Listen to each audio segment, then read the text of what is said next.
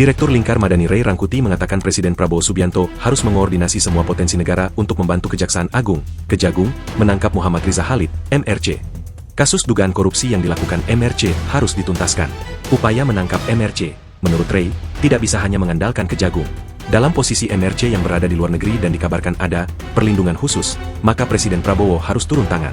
Ini juga memerlukan keterlibatan banyak pihak, tidak hanya kejaksaan, tapi juga kepolisian, Interpol, dan sebagainya. Dan kasus seperti ini memang harus ada backup dari Presiden, kata Ray Rangkuti. Diingatkannya, jika MRC tidak ditangkap maka akan menjadi presiden buruk dalam pemberantasan korupsi. Dalam artian, kata Ray Rangkuti, seseorang bisa lari dari tanggung jawab hukum dengan melarikan diri ke luar negeri, termasuk kesan negara tidak berdaya ketika ada seorang tersangka dilindungi negara lain.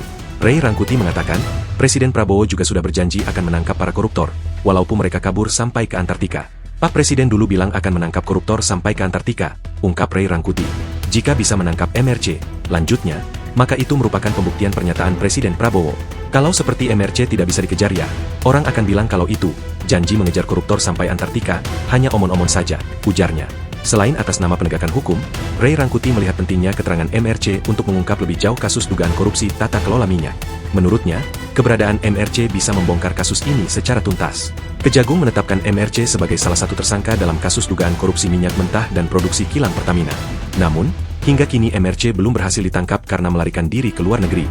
MRC tercatat meninggalkan Indonesia menuju Malaysia pada Februari 2025.